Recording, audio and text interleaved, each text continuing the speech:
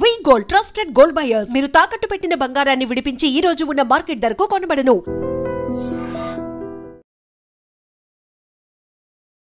Welcome to I Dream Media. So జనరల్గా cancer అనగానే అందరూ భయపడిపోతూ ఉంటారు, కానీ దీనికి చాలా రకాల అడ్వాన్స్ ట్రీట్మెంట్సే వచ్చాయి.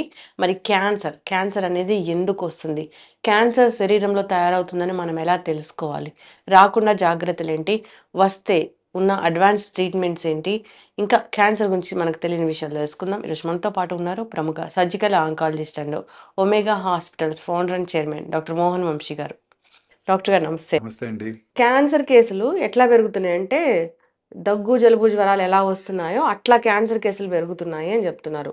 అన్ని దేశాల కన్నా భారతదేశంలో ఎక్కువగా క్యాన్సర్ కేసులు పెరుగుతున్నాయి అంటున్నారు.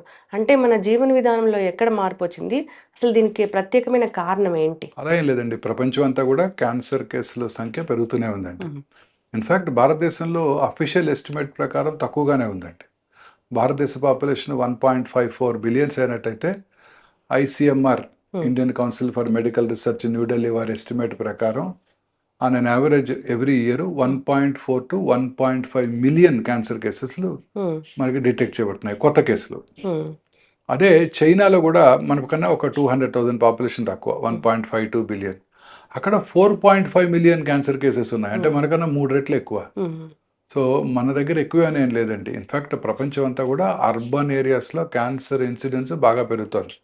ఉదాహరణకి యునైటెడ్ స్టేట్స్, యూరోప్, డెన్మార్క్లో మనకన్నా చాలా ఎక్కువ ప్రపోర్షన్ ఆఫ్ కేసెస్ పెరుగుతున్నాయి. United states population about 350 millions అయినట్టయితే 1.9 మిలియన్స్, అంటే మన పాపులేషన్లో 1/3. బట్ మనకన్నా ఒక 0.5 మిలియన్ క్యాన్సర్ కేసెస్ ఎక్కువ ఉన్నాయి. అంటే మనం సేఫ్ జోన్ లో ఉన్నట్లే. సేఫ్ జోన్ లో ఉన్నట్టే మన దగ్గర కూడా క్యాన్సర్ కేసులు ప్రపంచంలో అన్ని చోట్ల లాగానే పెరుగుతూ ఉంది. అంటే ఇప్పుడు ఆహారపు అలవాట్లు, జీవన శైలి వీటి వల్ల క్యాన్సర్లు వస్తున్నాయా? 100% ఓకే. ఆహారపు అలవాట్లు, జీవన శైలి, దురలవాట్లు, పొల్యూషన్ అన్ని జీవన శైలిలో అన్ని కలిపే ఉంటాయి. Environmental factors, genetic factors. Most important environmental factors. మనం తీసుకునే ఆహారం, అన్ని రకాలుగా ప్రాసెస్డ్ ఫుడ్ తీసుకుంటున్నాము, అనేక రకాల ప్లాస్టిక్ కంటైనర్స్లో తింటున్నాము, అనేక రకాలైన కెమికల్స్ ఈ ప్రాసెస్డ్ ఫుడ్స్ని స్టోరేజ్ చేయడానికి కమర్షియల్గా వాడుతున్నారు. ఇవన్నీ కూడా రకరకాల క్యాన్సర్స్ దారితీస్తున్నాయి. పొల్యూషను, అలాగే ఫెర్టిలైజర్స్, పెస్టిసైడ్స్, రకరకాల పెస్టిసైడ్స్ వాడుతూ ఉన్నారు. అన్ని రాష్ట్రాల్లో కూడా ఇదే జరుగుతుంది. భారతదేశం అంతా కూడా స్థిరమైన వ్యవసాయం లేకుండా తాత్కాలిక గెయిన్స్ కోసం ఫెర్టిలైజర్స్, పెస్టిసైడ్స్ విపరీతంగా వాడటం, అవి భూగర్భ జలాలను కూడా కలుషితం చేసి ఆ తర్వాత అక్కడ పండే పంటలన్నింటినీ కూడా డిస్ట్రాయ్ చేసేస్తున్నాయి. ముడి బియ్యంలో ఆర్సెనిక్ ఎక్కువగా చూస్తున్నాం. ఇప్పుడు బ్రౌన్ రైస్ కూడా భయపెడుతుంది. ఎందుకంటే ఆ భూగర్భ జలాలు కలుషితమై, బ్రౌన్ రైస్ మంచిదే, బట్ భూగర్భ జలాలు కలుషితమైపోయి ఆ బ్రౌన్ రైస్లో ఆర్సెనిక్ కంటెంట్ ఎక్కువగా ఉంటుంది. ఇలా అనేక రకాలుగా ఈ పొల్యూషను, ఫర్టిలైజర్స్, అలాగే ఇవన్నీ కూడా మనల్ని కంటామినేట్ చేసేసి మనం తీసుకునే ఆహారాన్ని అనేక రకాలైన క్యాన్సర్స్కి దారితీస్తున్నాయి. అలాగే ఎన్విరాన్మెంటల్ పొల్యూషను, అర్బన్ ఏరియాస్లో ఆటోమొబైల్స్ పొల్యూషన్, ఎక్కడ తప్పించుకోలేవండి. భారతదేశం అంతా ఇదే ఉంది. ప్లాస్టిక్ యూసేజ్ విపరీతంగా పెరిగిపోతుంది. మార్నింగ్ లెగిస్తే plastic brush, synthetic toothpaste, synthetic brush, bristles, plastic bucket, plastic mug, plastic కప్పులో కాఫీ తాగుతున్నాం, ప్లాస్టిక్ కప్పులో వాటర్ తాగుతున్నాం, ప్లాస్టిక్ బాటిల్లో వాటర్ తాగుతున్నాం. అనేక రకాలుగా ఈ మైక్రో ప్లాస్టిక్స్ మన బాడీలోకి వెళ్ళిపోతున్నాయి. సో అనేక రకాలుగా అన్ని ఈవెన్ ఇప్పుడు ఉదాహరణకి పసుపుని కూడా కొన్ని రకాల కెమికల్స్తో కంటామినేట్ చేస్తున్నారు. లెడ్ క్రోమేట్ కలరు, అలాగే కారాన్ని కూడా కంటామినేట్ చేస్తున్నారు సూడాన్ రెడ్తో. ఇలా అనేక రకాల ఐస్ క్రీమ్స్లో ఎమల్సిఫైర్స్ వాడుతున్నారు. అన్ని రకాల ఫాస్ట్ ఫుడ్స్లో కూడా ఈ చైనీస్ ఫాస్ట్ ఫుడ్స్ అంటున్నారు, వాటిలో అన్ని రకాలుగా కెమికల్ సబ్స్టెన్సెస్, అజినోమోటో అన్ని వాడుతూ ఉన్నారు. ఆఖరికి పీచ్ మిఠాయి కూడా కంటామినేట్ అయిపోయింది. పీచ్ మిఠాయిని బ్యాన్ చేశారు, విన్నారు కదా కర్ణాటకలో. రోడమిన్ బి అనే కెమికల్ తో కంటామినేట్ అయిపోతుంది. కలర్ రావడానికి మసాలాలన్నిట్లో కూడా అనేక రకాల క్రిమి సంహారక మందుల అవశేషాలను చూస్తున్నాం. ఇలా అనేక రకాలుగా మనం అంతా కూడాను ఈ ప్లాస్టిక్స్, ఈ కెమికల్స్ మన ఫుడ్ ద్వారా మనలోకి వెళ్ళి అనేక రకాలైన జబ్బులకు దారితీస్తున్నాయి. అంటే డాక్టర్ గారు, ఇప్పుడు క్యాన్సర్ వస్తుంది, బాడీలో తయారవుతుంది, ఒక సెల్ తయారవుతుందంటే మొట్టమొదటిగా ఈ లక్షణం ఉంటది, వీళ్ళకి క్యాన్సర్ వస్తది అనేది ఏం తెలీదా అండి మనకి? Cancers are generally silent killers madam. అంటే మన శరీరంలో ఉన్న కోట్లాది కణజాలలో ఏదో ఒక కణం హ్మ్. అప్రతిహితంగా పెరిగిపోవటాన్ని క్యాన్సర్ అంటారు. హ్మ్. అంటే బాడీ యొక్క రెగ్యులేటరీ మెకానిజమ్స్ దాటి ఆ కణాలు పెరుగుతూనే ఉంటాయి. పెరుగుతూ ఉన్నప్పుడు దానికి హ్మ్. ఫుడ్ కూడా అవసరం. హ్మ్. దానికి న్యూట్రిషన్ అవసరం. న్యూట్రిషన్ ఎక్కడి నుంచి తీసుకుంటుంది? హోస్ట్ నుంచే. అవును. ఎవరి శరీరంలో అయితే పుడుతుందో వారి నుంచే. హ్మ్. వారిలో రక్తనాళాలు పెంచి యాంజియోజెన్సిస్ అంటారు. ఆ రక్తనాళాల ద్వారా న్యూట్రియంట్స్ తీసుకొని అదే రక్తనాళాల ద్వారా శరీరంలో ఇతర భాగాలకు కూడా పాకిపోయి హ్మ్. మెటాస్టాసిస్ అంటారు. హ్మ్. అంటే ఇంకో వేరే ఏరియాస్‌లో హ్మ్. బ్రెస్ట్‌లో క్యాన్సర్ వస్తే లంగ్‌కో, లివర్‌కో పాకుతున్నట్టు హ్మ్. పాకిపోయి మన ఓన్ బాడీ మీద హ్మ్. పేషెంట్ బాడీ మీద పారాసైట్ అయ్యి ఆ న్యూట్రియంట్స్ తీసుకొని పెరుగుతూ ఉంటుంది. అంటే ఒక లక్షణము ఫీవర్ గాని, వాళ్ళలో కాన్‌స్టిపేషన్ ఉండడం గాని, అట్లా ఏం ఒక లక్షణం బట్టి క్యాన్సర్ వస్తుంది అని చెప్పలేము. చెప్పలేం మేడం. హ్మ్. ఇప్పుడు క్యాన్సర్ లక్షణాలు ఏముండవు. సైలెంట్‌గా పెరుగుతూ ఉంటాయి. హ్మ్. ఒక స్టేజ్ వచ్చాకే సింప్టమ్స్ కనబడతాయి. హ్మ్. ఉదాహరణకి లంగ్ క్యాన్సర్ ఉంటుంది. లంగ్‌లో పెరుగుతూ ఉంటుంది. హ్మ్. స్లోగా పెరుగుతూ ఉంటుంది. కనపడను కూడా కనపడదు. నొప్పి కలిగించదు. రక్తనాళాల ద్వారా బ్రెయిన్‌కి పాకుతుంది. అక్కడ డయాగ్నోస్ చేయబడుతుంది. యెస్. అలా క్యాన్సర్ సైలెంట్ కిల్లర్ అండి. హ్మ్. కానీ చిన్న చిన్న మార్పులు వస్తూ ఉంటాయి. ఆ హ్మ్. మార్పుల్ని అశ్రద్ధ చేయకుండా మనం డాక్టర్ దగ్గరికెళ్ళాలి. ఆ మార్పులు ఎంత సటిల్‌గా ఉంటాయంటే హ్మ్. చాలామంది వాటిని అశ్రద్ధ చేస్తారు. హ్మ్. ఉదాహరణకి ఓరల్ క్యావిటీకి బ్రెయిన్ ట్యూమర్ అంటున్నాం. హ్మ్. పైనుంచి కిందకెళ్దాం. హ్మ్. బ్రెయిన్ ట్యూమర్ ఉందనుకోండి. బ్రెయిన్ ట్యూమర్‌లో ట్యూమర్ వచ్చిన లొకేషన్‌ని బట్టి, హ్మ్.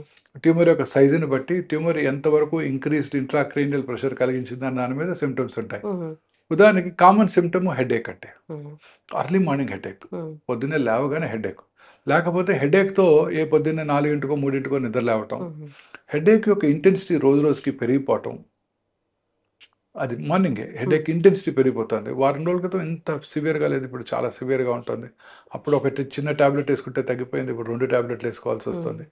హెడేక్‌తో పాటు కళ్ళు తిరగటం, వామిటింగ్ రావటం. హ్మ్. Science of increased intracranial pressure అనమాట. హ్మ్. స్లోగా మర్చిపోవటం, స్లోగా ఫిట్స్ రావటం. హ్మ్. ఇవన్నీ గూడా బ్రెయిన్ ట్యూమర్ లక్షణాలు. ఓకే. అలాగే ట్యూమర్ వచ్చిన లొకేషన్‌ని బట్టి. హ్మ్. బ్రెయిన్‌లో ప్రతి లొకేషను మన బాడీలో ఒక పార్ట్‌ని కంట్రోల్ చేస్తుంది. అవును. ఉదాహరణకి చెయ్యి మూవ్‌మెంట్‌ని కంట్రోల్ చేసేది రైట్ సైడ్ చెయ్యి మూవ్‌మెంట్‌ని కంట్రోల్ చేసేది లెఫ్ట్ సైడ్ పారియటల్ ఏరియాలో ఉంటుంది. హ్మ్. అక్కడ ట్యూమర్ వచ్చిందనుకోండి ఈ చెయ్యి పడిపోతుంది. హ్మ్. చిన్న మెదడులో వచ్చిందనుకోండి ఆల్కహాల్ తాగిన వాళ్ళు ఎట్లా నడుస్తుంటారో అట్లా ఆ! నడుస్తుంటారు. ఆక్సిపిటల్ లోబ్‌లో వస్తే విజువల్ డిస్టర్బెన్సెస్ చూపులో మార్పు వస్తుంది. ఓకే. ఫ్రాంటల్ ఏరియాస్‌లో గనక వచ్చినట్టయితే కొంచెం విపరీతంగా ప్రవర్తిస్తుంటారు. హ్మ్. అందరి ముందు సడెన్‌గా డ్రెస్ చేంజ్ చేసుకోవటం. ఆ! అందరి ముందు వాష్‌రూమ్‌కి వెళ్ళకుండానే యూరిన్ పాస్ చేసేయటం. హ్మ్. కొన్ని ఏరియాస్‌లో స్పీచ్ ఏరియాలో వచ్చిందనుకోండి, అంతా బానే ఉంటుంది. అంతంతా బానే హ్మ్. ఉంటూ ఉంటారు. అన్ని మాటలు వింటుంటారు. కానీ మాట రాదు. హ్మ్. స్పీచ్ ఏరియా ఎఫెక్ట్ అవుతుంది. ఇలా వచ్చిన లొకేషన్‌ని బట్టి సింప్టమ్స్ ఉంటాయి. హ్మ్. అది సో, బ్రెయిన్ బ్రెయిన్ ట్యూమర్ హ్మ్. లక్షణాలు. సో, ఇలాంటి లక్షణాలు గనక ఉన్నట్టయితే హ్మ్. వెంటనే డాక్టర్‌ని వాళ్ళ ఫ్యామిలీ ఫిజిషియనో లేకపోతే న్యూరాలజిస్ట్‌నో సంప్రదించి దానికి తగు కారణం హ్మ్. కనుక్కొని ఎక్కడ ట్యూమర్ ఉందో కనుక్కోవాల్సి ఉంటుంది. హ్మ్. కొంతమంది సడెన్‌గా అన్నాయింగ్ అగ్రెసివ్‌గా బిహేవ్ చేస్తుంటారు. హ్మ్. ఏమిటి అగ్రెసివ్‌గా బిహేవ్ చేస్తున్నారని చూస్తే బ్రెయిన్ ట్యూమర్ ఉంటుంది. అదే కిందకొచ్చామనుకోండి ఓరల్ క్యావిటీ ట్యూమర్స్ వెరీ హ్మ్. కామన్ ఇన్ సౌత్ హ్మ్. ఇండియా. ముఖ్యంగా పురుషుల్లో ఓరల్ క్యావిటీలో వచ్చే ట్యూమర్స్ చాలా కామన్ అండి. నోట్లో మానని పుండు. హ్మ్. అంటే పుండ్లు వస్తూ ఉంటాయి. చాలా మందికి కొంచెం పెయిన్‌ఫుల్‌గా ఉంటాయి. తగ్గిపోతుంటాయి. ఇవి అసలు పెయిన్‌లెస్ పుండ్లు. హ్మ్. నొప్పే ఉండదు. క్యాన్సర్ ఏ ట్యూమర్ అయినా పెయిన్‌లెస్ గానే ఉంటుందా? జనరల్‌గా. హ్మ్. జనరల్‌గా ఎర్లీ స్టేజెస్‌లో పెయిన్‌లెస్‌గా ఉంటాయి. హ్మ్. మానని పెయిన్‌లెస్ పుండు. హ్మ్. పెరుగుతూ ఉంటుంది క్రమం తప్పకుండా నొప్పి కలిగించదు. హ్మ్. చివర్లో నొప్పి కలిగిస్తుంది. అలాగే ఆ పుండు నుంచి రక్తం కారటం. ఎక్కడైనా రావచ్చు. ఓరల్ హ్మ్. క్యావిటీలో చిగుళ్ళ మీద కానివ్వండి, నాలుక మీద కానివ్వండి, అంగటి మీద కానివ్వండి. అలాగే ఓరల్ క్యావిటీలోనే ఎరుపు, తెలుపు మిళితమైన ప్యాచెస్ ఉండటం. హ్మ్. Or just whitey curdy patch ఏదో పెరుగు అంటుకున్నట్టు ఉంటుంది. హ్మ్. కానీ స్క్రాచ్ చేస్తే రాదు. హ్మ్. ల్యూకోప్లేకియా అంటారు. ఇవన్నీ కూడా pre cancerous phases. Okay.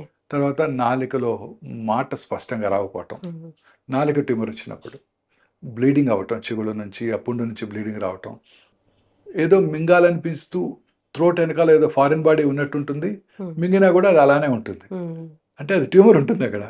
But brain perceives this as a హ్మ్. మాస్. ఏదో మింగాలి అక్కడ ఏదో అడ్డం పడినట్టు ఉంటుంది.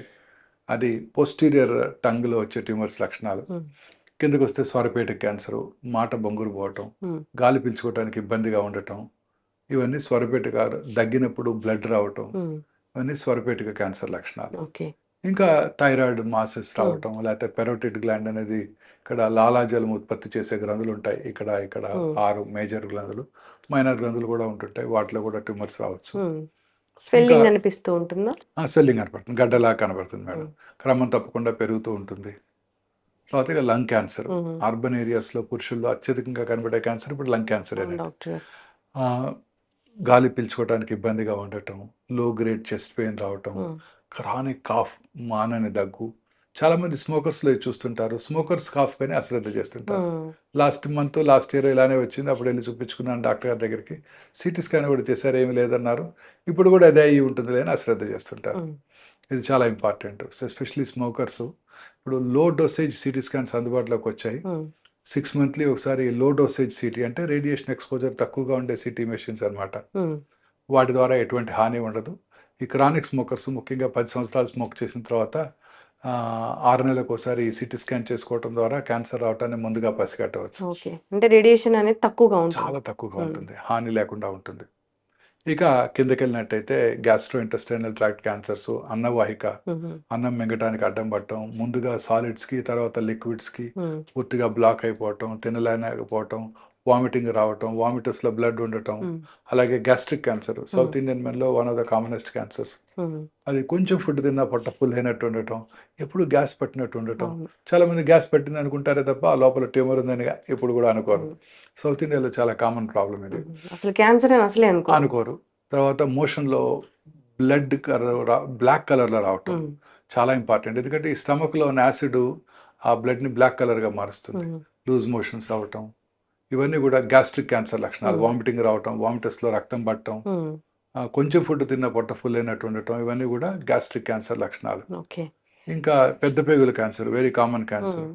Alternating constipation, diarrhoea, loose motions రావటం, మోషన్లో బ్లడ్ పోవటం. సో చాలాసార్లు మోషన్లో బ్లడ్ పోయినప్పుడు పేషెంట్కి ఎనీమియా వస్తుంది. ఎనీమియా వచ్చినప్పుడు రక్తహీనత వల్ల ఆయాసం రావటం, అలసటగా ఉండటం ఉంటుంది. జనరల్గా ఎవరైనా నడి వయసులో అలసటగా ఉంటే ఫస్ట్ కార్డియాలజిస్ట్ని సంప్రదిస్తారు. వాళ్ళు కర్నరీ క్యాథర్ ఇది కూడా చేసేసి, కర్నరీ యాంజియోగ్రామ్ కూడా చేసేసి, 1-2 బ్లాక్స్ ఉంటాయి ఆ వయసులో, దానికి ట్రీట్మెంట్ కూడా ఇస్తూ ఉంటారు.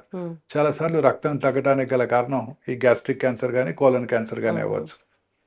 మోషన్లో బ్లడ్ పట్టడం, మోషన్ పాస్ చేసిన తర్వాత బ్లడ్ రావటం, ఆ మోషన్ యొక్క క్యాలిబర్ అంటే ఒక టూత్ పేస్ట్ లాగా సన్నగా రావటం, alternating constipation, diarrhoea, motion pass చేసిన తర్వాత ఇంకా మోషన్కి వెళ్ళాలనిపిస్తూ ఉండటం.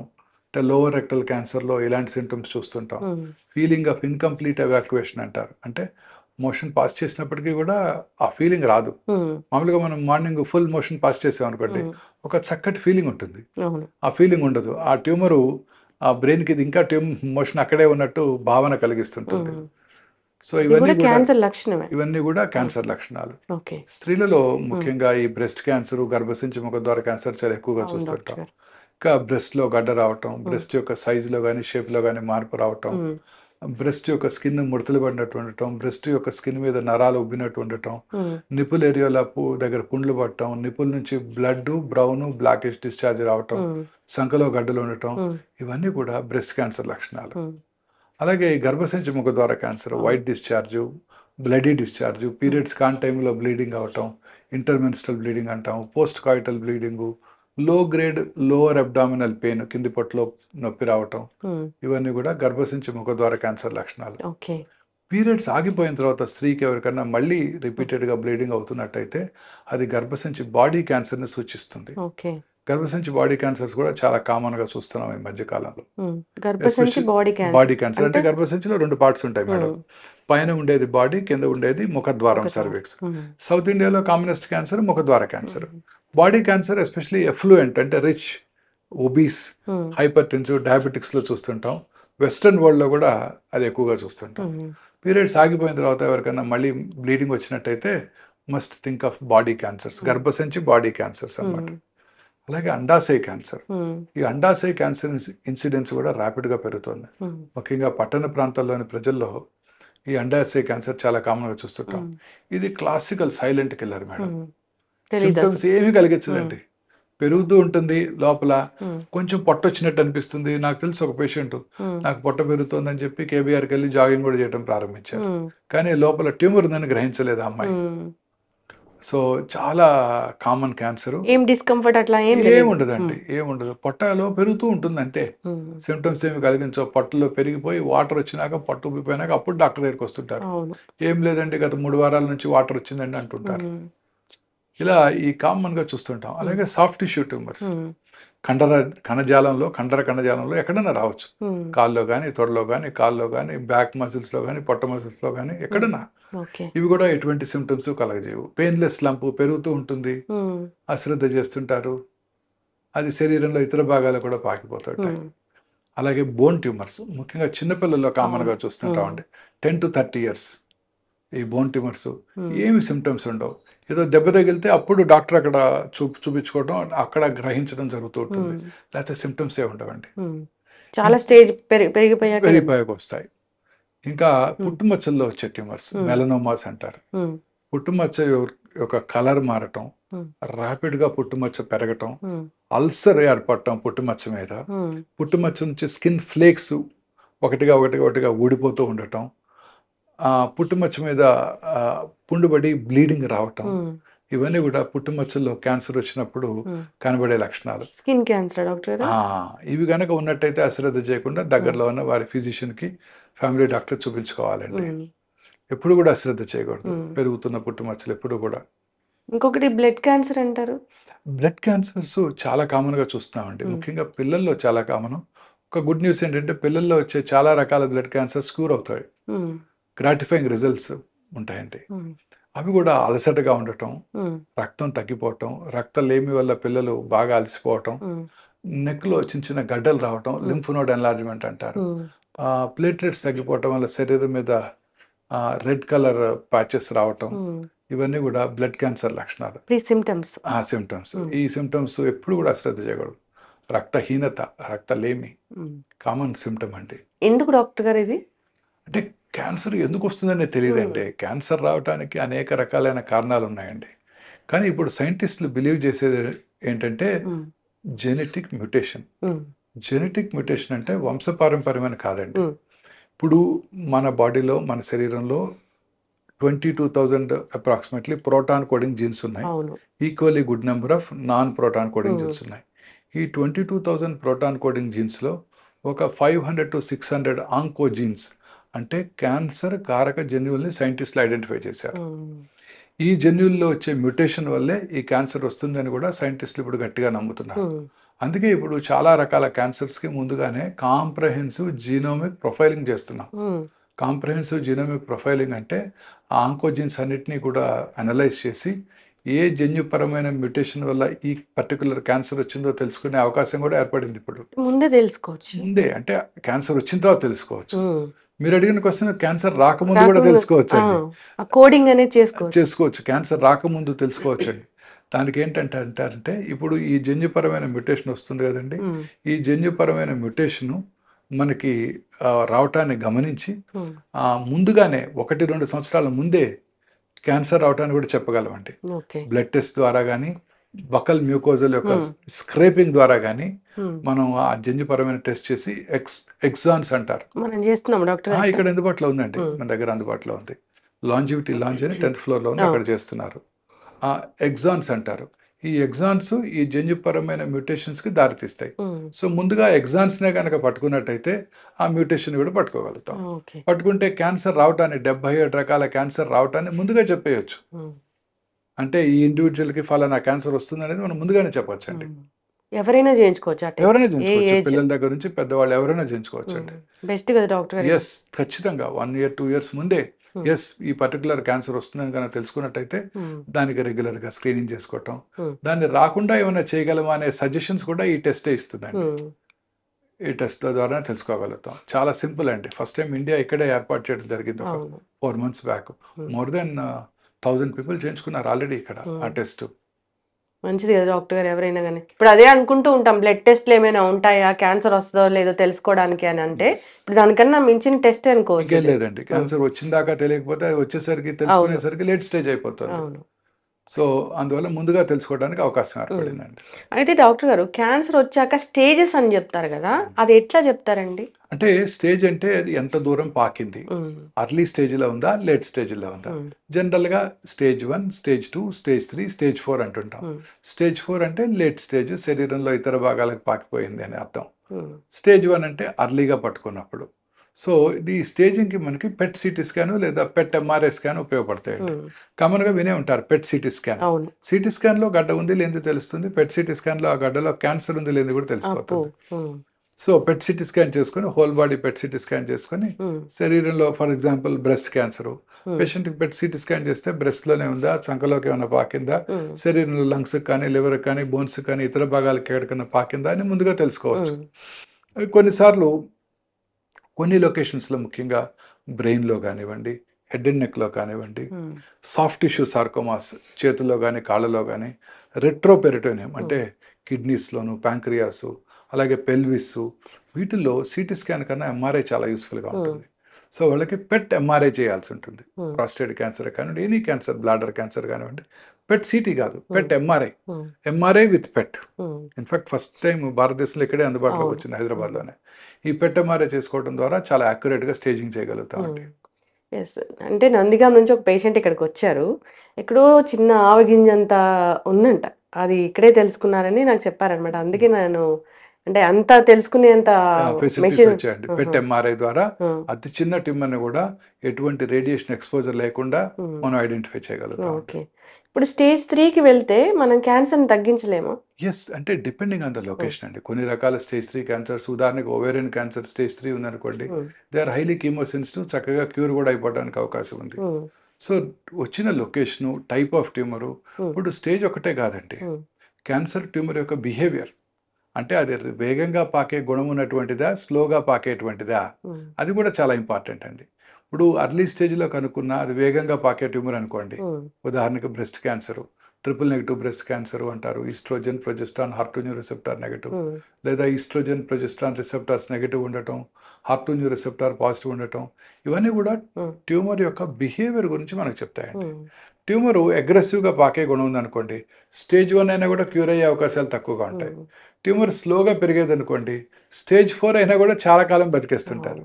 సో క్యాన్సర్లో స్టేజ్ ఒకటే కాదండి, ట్యూమర్ యొక్క బిహేవియర్, గుణం, అది సరిగా బిహేవ్ చేయకూడదంటే మా ఇమ్యూనిటీ బాగుండాలా, అగ్రెసివ్గా ఉంటుంది. ట్యూమర్ యొక్క టైప్ అలాంటిది. మీరు చూస్తుంటారు కొంతమంది పిల్లలు స్కూల్లో, మీ పిల్లలు చదువుకున్న స్కూల్లో ఒక పిల్లాడు ఎక్కువగా గొడవ చేస్తుంటాడు, మిగతా పిల్లలు కొడుతుంటాడు. ఇంకో పిల్లాడు బుద్ధిగా కూర్చొని చదువుకుంటుంటాడు. ఇంకో పిల్లాడు ఫుట్బాల్ బాగా ఆడతాడు. ఇంకో పిల్లాడు చెస్ బాగా ఆడతాడు. రకరకాల మనుషులు ఉంటారు, ఒకే క్లాసు, ఒకటే ఏజ్, ఒకటే సోషియో ఎకనామిక్ బ్యాక్గ్రౌండ్, ఒకటే టీచర్స్ టీచ్ చేస్తున్నారు. కానీ ఒకడేమో గొడవ చేస్తున్నాడు, ఒకడేమో ఫస్ట్ ర్యాంక్ తెచ్చుకుంటున్నాడు, ఒకడు ఇంగ్లీష్లో బాగా మాట్లాడుతున్నాడు, ఇంకోడేమో చెస్ బాగా ఆడుతున్నాడు, ఇంకోడేమో ఫుట్బాల్ బాగా ఆడుతున్నాడు. ఇట్లా రకరకాల మనుషులు ఉంటారు. ఇట్లా ట్యూమర్ యొక్క బిహేవియర్ కూడా అబ్నార్మల్గా ఉంటుంది. ఆ ట్యూమర్ యొక్క బిహేవియర్ అగ్రెసివ్గా ఉండే ట్యూమర్ అనుకోండి, ఎర్లీ స్టేజ్లో వచ్చినా కూడా క్యూర్ అయ్యే అవకాశాలు తక్కువగా ఉంటాయి. అది ఇంపార్టెంట్.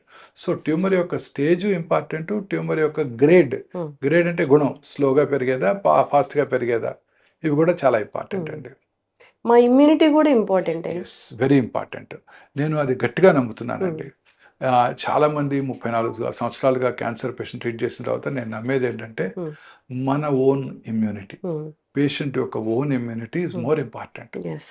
పేషెంట్ కనుక మంచి ఆరోగ్యంతో, మంచి న్యూట్రిషన్ తీసుకుంటూ, మెంటల్లీ స్టేబుల్గా కనుక ఉన్నట్టయితే వారి ఇమ్యూనిటీ బాగుంటుంది. హ్యాపీగా ఉన్నట్టయితే, నిద్రపోతూ చక్కగా టైంకి మంచి ఆహారం తీసుకుంటూ, న్యూట్రిషియస్ ఫుడ్ తీసుకుంటూ ఉన్నట్టయితే ఖచ్చితంగా క్యాన్సర్ని ఎదిరించగలుగుతారు. మన ఇమ్యూనిటీ ఈజ్ మోర్ ఇంపార్టెంట్. మన ఇమ్యూనిటీ పెరగడానికి మోస్ట్ ఇంపార్టెంట్ థింగ్ ఏంటంటే హ్యాపీగా ఉండటం. చక్కగా నిద్రపోతూ హ్యాపీగా, మనశ్శాంతిగా, ప్రశాంతంగా ఉంటే ఎటువంటి జబ్బులు రావు. అసలు ఆ లక్షణాలు ఎవరికి లేవు ఇప్పుడు.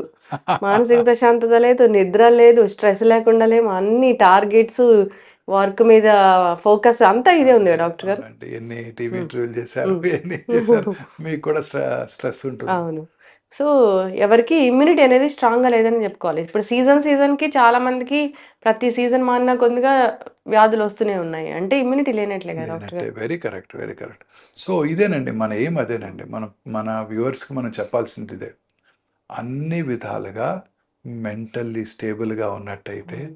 హ్యాపీగా ఉంటూ, సరియైన నిద్రపోతూ, మంచి ఆహారం బ్యాలెన్స్డ్ డైట్ తీసుకుంటూ, ప్రశాంతంగా ఉన్నట్టయితే, ఖచ్చితంగా ఈ హ్మ్. జబ్బులు రాకుండా చేసుకోవచ్చు. హ్మ్. వచ్చిన జబ్బులను కూడా క్యూర్ హ్మ్. చేసుకోవచ్చు. కానీ ఇన్నేళ్ల సర్వీస్‌లో డాక్టర్ గారు చూస్తూ ఉంటారు గదా! క్యాన్సర్ ఉంది అని చెప్పగానే తగ్గిపోద్దిలే అని అనుకునే వాళ్ళు ఎంతమంది ఉన్నారండి అసలు? మెంటల్‌గా స్ట్రాంగ్‌గా మనం ఉన్నవాళ్ళు? వాటిని బిల్డ్ చేయాలండి. హ్మ్. మనమే చెప్పాలి వాళ్ళకి. నేను స్ట్రాంగ్‌గా బిలీవ్ చేస్తాను. నేను చాలా సార్లు అసలు పేషెంట్‌కి చెప్పను హ్మ్. క్యాన్సర్ ఉందని. వారిని బయట కూర్చోమని చెప్పి అటెండర్స్‌కే చెప్తాను. హ్మ్. అటెండర్స్ చెప్తాను. తర్వాత పేషెంట్ పిలిచి చెప్తాను. హ్మ్. అటెండర్స్‌కేమో ఉన్నదున్నట్టు చెప్తాం. హ్మ్. ఫోర్త్ స్టేజా, అగ్రెసివ్ ట్యూమరా చెప్తాం. హ్మ్. కానీ పేషెంట్‌కి మాత్రం చాలా చిన్న ట్యూమరు క్యూర్ అయిపోతుంది. నీకేం హ్మ్. భయం లేదని ధైర్యం చెప్తాం. హ్మ్. తద్వారా వాళ్ళు చక్కగా మంచి ఇమ్యూనిటీతో హ్యాపీగా నిద్రపోతూ హ్మ్. ఉంటారు. ఫోర్త్ స్టేజ్‌లో ఉన్న క్యాన్సర్ పేషెంట్ కూడా హ్మ్. మీ పిల్లలు అమెరికా నుంచి మంచి మందులు తెప్పించారని చెప్పి తులసి ఇద్దరు నోట్లో పోయండి చాలా కాలం బతుకుతారు. హ్మ్. అర్లీగా క్యాన్సర్ ఉన్నవాళ్ళు కూడా చాలా లేట్ స్టేజ్ నువ్వు బ్రతుకుతావో బ్రతుకో నాకు తెలీదు. నువ్వు పోయే అవకాశాలు ఎక్కువగా ఉన్నాయంటే నిజంగానే తొందరగానే అవును. రికరెన్స్ వచ్చేస్తుంది వాళ్ళకి. అవును. సో, డాక్టర్‌గా మన బాధ్యత హ్మ్. వారిలో ఒక మంచి మెంటల్‌గా వారు పీస్‌ఫుల్‌గా ఉండేటట్టు చూసుకోవాల్సిన అవసరం ఉందండి. హ్మ్. వారికి అనేక రకాలుగా మనం ధైర్యం చెప్తూ ఉండాలి.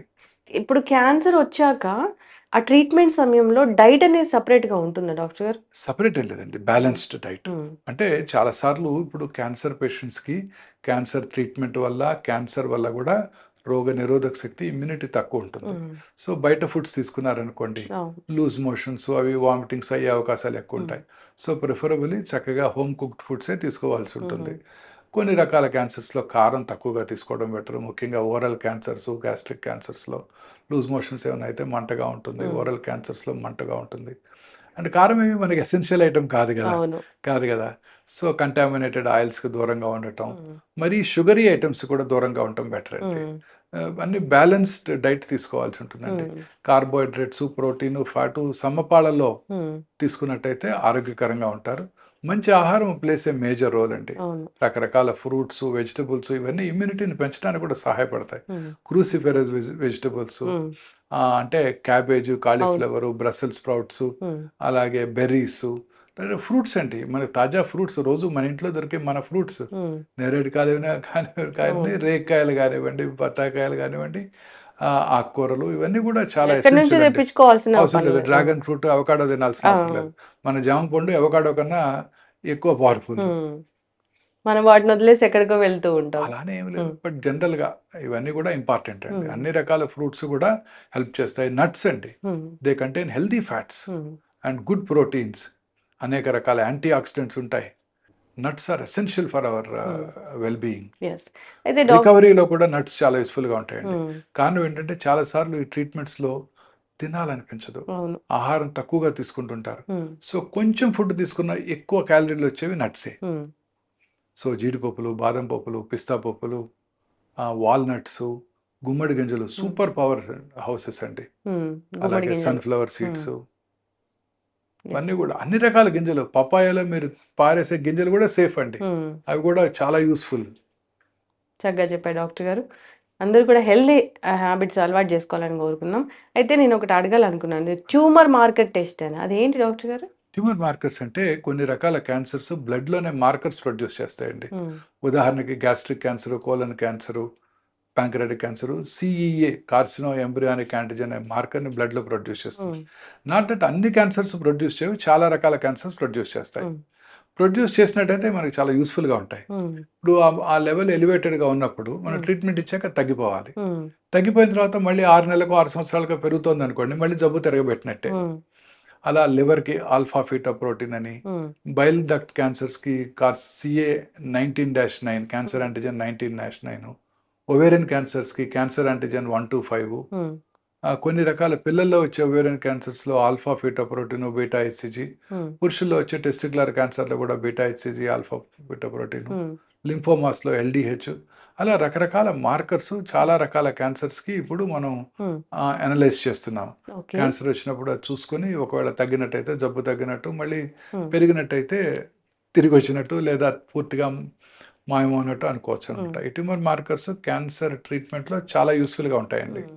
ఒకసారి క్యాన్సర్ ట్రీట్మెంట్ అయిపోయింది, మొత్తం తగ్గిపోయింది, తర్వాత ఇమ్యూనోథెరపీ అలాంటివి కూడా ఇచ్చారు, తగ్గిపోయింది అన్నప్పుడు మళ్ళీ 5-6 సంవత్సరాలకి ఎందుకు కొంతమందిలో తిరగబెడుతుంది క్యాన్సర్? వేరే అవయవానికి ఎందుకు వస్తుంది? Nobody nose madam. క్యాన్సర్ అంటేనే అది శరీరంలో ఇతర భాగాలు కూడా పాకుతుంది, ఎక్కడైనా తిరగబెట్టవచ్చు. అది లంగ్ క్యాన్సర్ లంగ్లో తగ్గిపోవచ్చు, బ్రెయిన్లో పెరగచ్చు, సో ఎక్కడైనా రావచ్చు. సో మనకి కరెక్ట్గా సైంటిస్ట్ కూడా ఇంతవరకు కనుక్కోలేకపోయారు ఎందుకని కొంతమందిలో తిరిగి వస్తుంది. 4 ఏళ్ళకి తిరిగి వచ్చింది, కొంతమందికి 20 ఏళ్ళకి కూడా తిరిగి వచ్చింది. 20 ఏళ్ళుగా ఆ క్యాన్సర్ సెల్ బాడీలో ఎట్లా ఉంది, ఎందుకు రీయాక్టివేట్ అయింది అనేది ఎవరికి అంతు చిక్కని ప్రశ్న. కానీ ఒకటి మనం ఇన్ఫర్ చేసుకోవాల్సింది ఏంటంటేనండి, మన రోగ నిరోధక శక్తి తగ్గినప్పుడు ఇట్ టేక్స్ అప్పర్ హ్యాండ్. అంటే క్యాన్సర్ క్యూర్ అయిన తర్వాత కూడా క్యాన్సర్ కణాలు వారి బాడీలో ఉంటాయి, బట్ మన ఇమ్యూన్ మెకానిజమ్స్ వాటిని చెక్లో పెట్టాయి, అంటే పెరగకుండా చూస్తున్నాయి. మన ఇమ్యూనిటీ తగ్గినప్పుడు వేరే ఇతరత్ర కారణాల వల్ల అవి అప్పర్ హ్యాండ్ అయ్యి అవి మళ్ళీ పెరగడం ప్రారంభించాయి. ఇలా కూడా భావించవచ్చండి. అందుకే మన immunity plays a major role, very important role. Cancer cure చేసుకోవడానికి, క్యాన్సర్ తగ్గిపోయిన తర్వాత మళ్ళీ తిరగబెట్టకుండా ఉండటానికి కూడా మన ఇమ్యూనిటీ ఇంపార్టెంట్. అందుకే ఈ మధ్య చాలా స్టడీస్ వచ్చాయి. రెగ్యులర్గా ఎక్సర్సైజ్ చేస్తూ, మంచి డైట్ తీసుకుంటూ, ఆరోగ్యంగా ప్రశాంతంగా ఉన్నట్టయితే తిరిగి వచ్చే అవకాశాలు కూడా తగ్గిపోతాయి. ఎప్పటికీ క్యాన్సర్ రాకూడదు అంటే ఏమైనా జాగ్రత్తలు ఉంటాయా? అంటే హెల్దీ ఫుడ్, అంటే కొన్ని రకాల జన్యుపరమైన కారణాలు మన చేతిలో లేవండి. హెల్దీ ఫుడ్స్, ఫ్రూట్స్, వెజిటబుల్స్ ఎక్కువగా తీసుకుంటూ, రెడ్ మీట్ లాంటివి బాగా తక్కువగా తీసుకుంటూ, సన్లైట్కి ఎక్స్పోజ్ అవుతూ, మానసికంగా ప్రశాంతంగా జీవిస్తూ, రెగ్యులర్గా యోగా, మెడిటేషన్ అవన్నీ చేసుకుంటూ, ఫ్రెష్ ఫ్రూట్స్ అవి బాగా ఎక్కువగా తీసుకుంటూ, గ్రీన్స్ ఎక్కువగా తీసుకుంటూ, రెగ్యులర్గా ఎక్సర్సైజ్ చేస్తూ, ఒబేసిటీని తగ్గించుకొని లీన్ బాడీ మాస్ మెయింటైన్ చేస్తూ, దూరాల వాటికి దూరంగా ఉన్నట్టయితే క్యాన్సర్ నుంచి కూడా దూరంగా ఉండొచ్చు. చక్కటి ఇన్ఫర్మేషన్ డాక్టర్ గారు, ధన్యవాదాలు. నమస్తే అండి. Thank you. Sir, one life lesson what medicine has taught you. Whatever you can do without expecting. But I really believe మన పాజిటివ్ యాటిట్యూడ్ ఉంటేనే మనం ఏదైనా సాధించగలం. గట్ని మనం కరెక్ట్గా డీల్ చేసినట్లయితే అది మనకి పాజిటివ్ హార్మోన్స్ని రిలీజ్ చేస్తుంది. షుగర్ వచ్చిన వాళ్ళ పరిస్థితి ఏంటి? పొట్ట దగ్గర పెరిగితే దాన్ని ఆండ్రాయిడ్ అంటారు, ఆండ్రాయిడ్ ఫోన్ కదా. అసలు థాట్స్ ఎందుకు వస్తాయి? బ్రెయిన్ డెడ్ అంటే దానికి ప్రపంచం అంతా కూడా కొన్ని నిర్దిష్టమైనటువంటి లక్షణాలు. మానసికంగా ధైర్యంగా ఉంటే క్యాన్సర్ జయించవచ్చు. You are a doctor for a cause sir, అంతే. వాళ్ళకి వచ్చిన ఆదాయం కాకుండా ఫ్రీ సర్వీస్ ఎంతమందికో చేస్తుంది.